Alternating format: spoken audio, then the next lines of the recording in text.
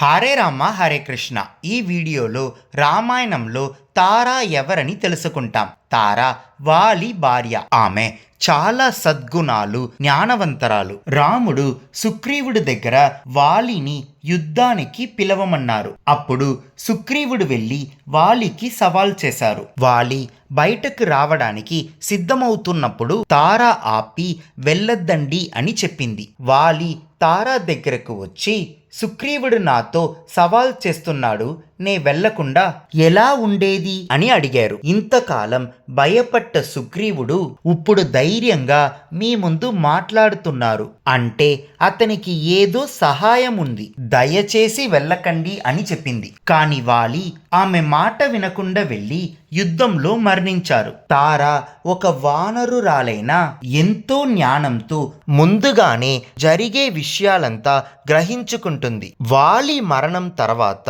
సుగ్రీవుడు రాజు అయ్యాడు. కానీ అతను రాముడికి మాట ఇచ్చింది మరిచిపోయి సుఖాలలో మునిగిపోయాడు. రాముడు సుగ్రీవుడి వద్ద లక్ష్మణుడిని పంపారు. లక్ష్మణుడు సుగ్రీవుడిని చూసి కోపపడినప్పుడు తార లక్ష్మణుడిని శాంతింపచేసింది. తార లక్ష్మణుడిని చూసి, శాంతించండి, కోపపడతండి, ఇదంతా మా వానరుల స్వభావం, సుగ్రీవుడితో శాంతిగా మాట్లాడండి అని చెప్పింది. తార సరైన సమయంలో లక్ష్మణుడితో కోపాన్ని శాంతించింది.